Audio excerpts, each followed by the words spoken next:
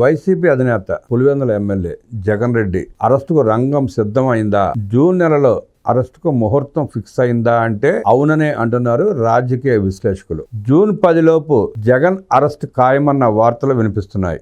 Liquor scam లో ఇప్పటికే SIT విచారణ ఫైనల్ స్టేజ్కి చేరడం, ఈ కేసులో ఇప్పటి వరకు అరెస్ట్ అయిన వ్యక్తులు ఇచ్చిన వాంగ్మూలం, సేకరించిన ఆధారాల మేరకు లిక్కర్ స్కామ్ అంతిమ లబ్ధిదారు జగన్ రెడ్డినని సిట్ నిర్ధారణకు వచ్చినట్టు తెలుస్తోంది. ఈ నేపథ్యంలోనే జగన్ రెడ్డిని అరెస్ట్ చేయబోతున్నారని తెలుస్తోంది. ఇక జగన్ కి అత్యంత సన్నిహితుడు వైసీపీ మాజీ నేత, మాజీ ఎంపీ విజయసాయిరెడ్డి సైతం సన్నిహితుల దగ్గర ఇదే విషయాన్ని చెప్పినట్లు సమాచారం. జూన్ 10 లోపు జగన్ ని అరెస్ట్ చేయబోతున్నారని ఇటీవల తిరుపతి పర్యటనలో సన్నిహితులతో విజయసాయిరెడ్డి చెప్పినట్లు అభిజ్ఞ వర్గాలు సమాచారం. ఇటీవల వైసీపీపై జగన్ పైన ఘాటుగానే స్పందిస్తున్నారు విజయసాయిరెడ్డి.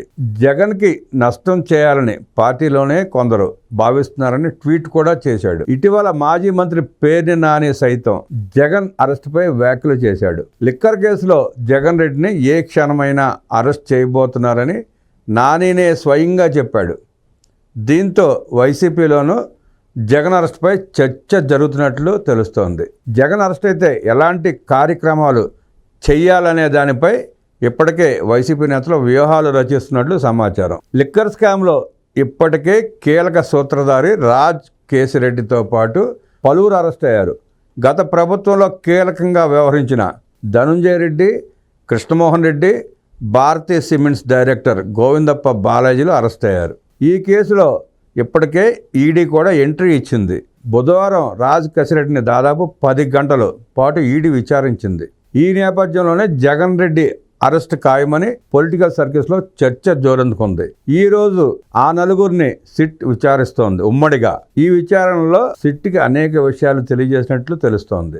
అంతిమ లబ్ధిదారుడు జగన్ రెడ్డి అని నిర్ధారణకు వచ్చిన సిట్ మనీ ట్రయల్ మీద వీళ్ళు చేర్చిన వేల కోట్ల రూపాయలు ఎక్కడికి చేరాయి, ఎలా చేరాయి అన్న దాని మీద ఈరోజు సుదీర్ఘంగా విచారణ జరిగింది. చాలా విషయాలు బయటపెట్టారు, కొన్నిటికి కాదు అని చెప్పినట్టు సమాచారం.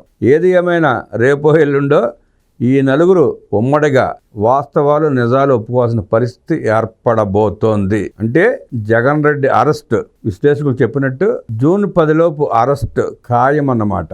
3 రోజులు మహానాడు కార్యక్రమాలు చూసాం. నా భూతో నా భవిష్యత్తుల దేవుని కడపలో జరిగిన మహానాడు కార్యక్రమాలు అద్భుతం. ఏ పార్టీకి సాధ్యం కాని రీతిలో భారతదేశంలో ఇంతవరకు ఏ పార్టీకి అంత సంస్థాగత నిర్మాణం కానీ కార్యకర్తల అండ కానీ లేదు. ఒక్క తెలుగుదేశం పార్టీకే సాధ్యమైంది. అది 3 రోజుల సంబరాలు చూసాం, అనేక తీర్మానాలు. ప్రభుత్వం సూపర్ 6తో ముందుకు వెళతా ఉంటే పార్టీ 6 శాసనాలు రాసుకుని రాష్ట్ర అభివృద్ధికి పునరంకితం అవుదామంటూ కడప మహానాడు వేదికగా తీర్మానాలు, చంద్రబాబు నాయుడు గారి ప్రసంగాలు విన్నాం, చూసాం.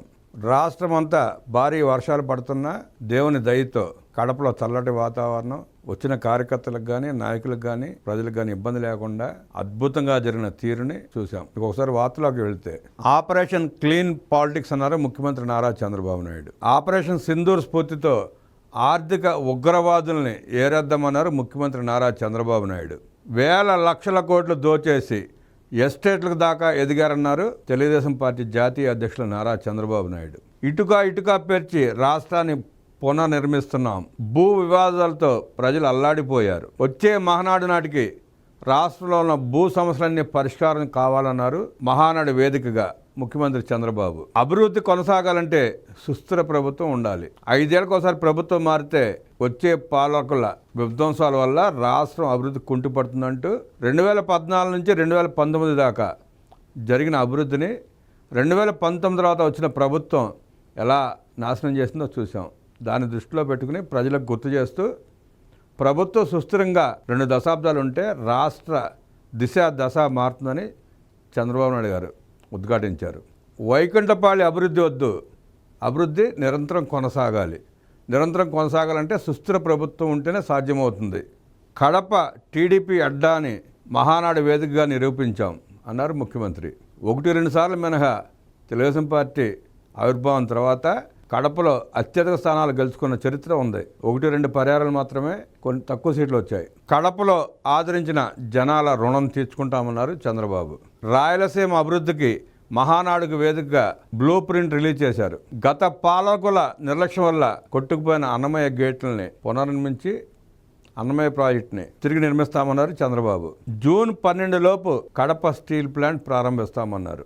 కడపకు నీళ్లు అందించేందుకు గాలేరు నగరికి 1000 కోట్లు, గండికోటను పర్యాటకంగా తీర్చిదిద్దామన్నారు. 6 శాసనాలు తెలుగు జాతి అభివృద్ధికి మార్గాలు అన్నారు ముఖ్యమంత్రి. శభాష్ కడప మహానాడు సూపర్ హిట్. కార్యకర్తల త్యాగం, పోరాటాల ఫలితమే ఈ ప్రజా పరిపాలన.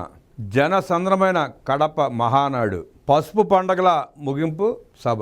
ప్రాణాలను ఫలంగా పెట్టి పోరాడే పసుపు సైన్యమే మన బలమన్నారు మంత్రి నారా లోకేష్. విషపూరితమైన మద్యంతో 30,000 మంది ప్రాణాలను బలికొన్నారు గత పాలకులు. విధ్వంస పాలనతో అన్నపూర్ణను అప్పుల ఆంధ్రప్రదేశ్కి మార్చారన్నారు మంత్రి లోకేష్. టీడీపీ జెండా పీకేస్తామన్నాళ్ళు అడ్రస్ లేకుండా పోయారన్నారు మంత్రి. తెలుగు జాతిని ప్రపంచ పటంలో నిలిపిన సిబిఎన్ ఒక బ్రాండ్ అన్నారు మంత్రి లోకేష్. తెలుగు ప్రజల ఆత్మగౌరవానికి ప్రత్యేక అన్న నందమూరి తారక రామారావు గారు అన్నారు మంత్రి నారా లోకేష్.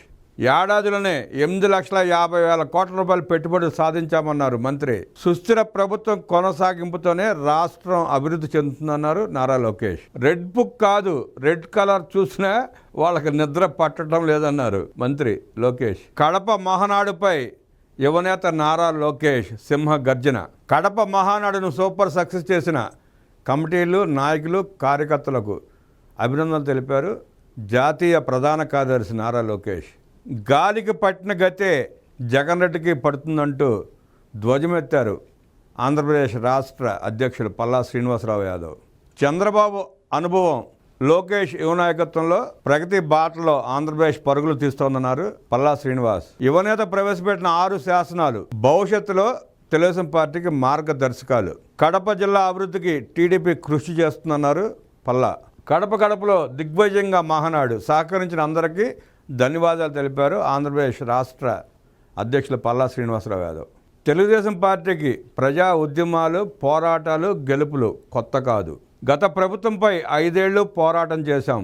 హింస రాజకీయాలు, హత్యలు, కేసులు, అవమానాలు, అవహేళనలు, బూతులు, అణిచివేతను కార్యకర్తలు ఎదుర్కొన్నారు. మీదే నా బలగం ధ్వంసమైన రాష్ట్రాన్ని పునర్నిర్మిస్తామని టీడీపీ, జనసేన, బీజేపీ కలిసి కూటమిగా ఏర్పడి ఎన్నికలకు వెళ్ళాం. ప్రజలు అసాధారణ విజయంతో ఆశీర్వదించారు. 93% స్ట్రైక్ రేట్, 57% ఓట్ షేర్, అదిరిపోయే మెజార్టీలు ఇచ్చారు. ఒకప్పుడు అసెంబ్లీకి 10,000, 15,000 మెజార్టీలు వస్తే మంచి మెజార్టీలు అనుకునేవాళ్ళం. కానీ మొన్నటి ఎన్నికల్లో 83 మందికి 30,000 పైనే మెజార్టీ వచ్చింది. 30 మందికి 50,000 పైన మెజార్టీ, 10 మందికి 70,000 పైన మెజార్టీ, ముగ్గురికి 90,000 పైన మెజార్టీ వచ్చినారు ముఖ్యమంత్రి చంద్రబాబు నాయుడు. గాజువాక ఎమ్మెల్యే పల్లా శ్రీనివాస్, భీమిలిలో గంటా శ్రీనివాస్, మంగళగిరిలో నారా లోకేష్కి 90,000కు పైగా మెజార్టీ వచ్చింది. వైనాట్లు, గొడ్డలిపోట్లు అనేది మన రాజకీయం కాదు. ప్రజలిచ్చిన అధికారాన్ని బాధ్యతలా భావించి ప్రతి క్షణం కష్టపడి పనిచేయడం మన విధానం. ఏడాదిగా అదే చేస్తున్నామన్నారు చంద్రబాబు. సరిగ్గా ఏడాది క్రితం రాష్ట్రం చెమ్మ చీకట్లో అస్తవ్యస్త పరిస్థితిలో ఉంది. విధ్వంస పాలనతో రాష్ట్రాన్ని 30 ఏళ్లు వెనక్కి తీసుకువెళ్లారు. 10 లక్షల కోట్ల అప్పు పెట్టారు. 1,20,000 కోట్ల బకాయిలు పెట్టారు. అప్పులకు ఏడాదికి కట్టాల్సిన వడ్డీనే 40,000 కోట్లు. ప్రభుత్వ ఉద్యోగులకు 1వ తారీఖున జీతాలు లేని పరిస్థితి నాడు ఉంది. అయితే కష్టాలను చూసి బెదిరిపోలేదు, సవాళ్లను చూసి పారిపోలేదు. అనుభవంతో ఆలోచించాను. క్లైమోర్ మైన్స్కి భయపడని నేను సమస్యలకు భయపడతానా అన్నారు చంద్రబాబు నాయుడు. మనోధైర్యంతో ముందుకు పోయాం. సంకల్పంతో ఒక్కో ఇటుక పేర్చుతూ విధ్వంసమైన రాష్ట్రాన్ని పునర్నిర్మించే యజ్ఞం చేస్తున్నాం. ఏడాది లోపే ఎన్నో సంక్షేమ అభివృద్ధి కార్యక్రమాలతో సుపరిపాలన అంటే ఏంటో చూపించామని చంద్రబాబు హర్షధ్వానాల మధ్య ప్రకటించారు. గత ప్రభుత్వం చేసిన దుర్మార్గాలకు, భూదోపిడీలకు ప్రజలు అల్లాడిపోయారు. నా రాజకీయ జీవితంలో ఈ స్థాయి భూ సమస్యలు ఎప్పుడూ చూడలేదు. పేదలను దోచుకునేందుకు 22A అస్త్రంగా చేసుకున్నారు. ఆస్తులను వివాదాలకు నెట్టారు. అధికారంలోకి రాగానే ప్రజల భూములకు రక్షణ లేకుండా చేసిన ల్యాండ్ టైటిలింగ్ యాక్ట్ రద్దు చేశాం. కొత్తగా యాంటీ ల్యాండ్ గ్రాబింగ్ యాక్ట్ తెచ్చాం. మనం అధికారంలోకి రాకపోయి ఉంటే మీ భూములన్నీ లాక్కునేవారు. రాబోయే మహానాడు కల్లా భూ సమస్యలు పూర్తిగా పరిష్కరిస్తారని చంద్రబాబు మహానాడు వేదికగా హామీ ఇచ్చారు. రాయలసీమ అంటే రాళ్లసీమ కాదు. రాయలసీమను రాష్ట్రానికి ఒక మణిహారంగా మారుస్తాం. రాయలసీమ అభివృద్ధికి ప్రధాన అడ్డంకి ఫ్యాక్షనేనని నాడే గుర్తించాం. సీమ గడ్డపై ఫ్యాక్షన్ ఉండకూడదని కఠినంగా వ్యవహరించాను. రాయలసీమ అభివృద్ధికి మన దగ్గర ప్రత్యేక బ్లూ ప్రింట్ ఉంది. ఎడ్యుకేషన్ సంస్థలు, ఇరిగేషన్, హార్టికల్చర్, పరిశ్రమలు, గ్రీన్ ఎనర్జీ, టూరిజం, హైవేలు, పారిశ్రామిక కారిడార్లు, ఇండస్ట్రియల్ నోడ్లతో సీమలో ఏ జిల్లాకు ఏం చేయాలో పక్కా ప్రణాళిక ఉంది. ఇప్పటికే తిరుపతిలో IIT, IISER, Indian culinary institute, జాతీయ సంస్కృత విశ్వవిద్యాలయం, Kurnool Urdu university, IIT DM, అనంతపురంలో central university, national academy of customs వంటి సంస్థలు మనం తెచ్చాం.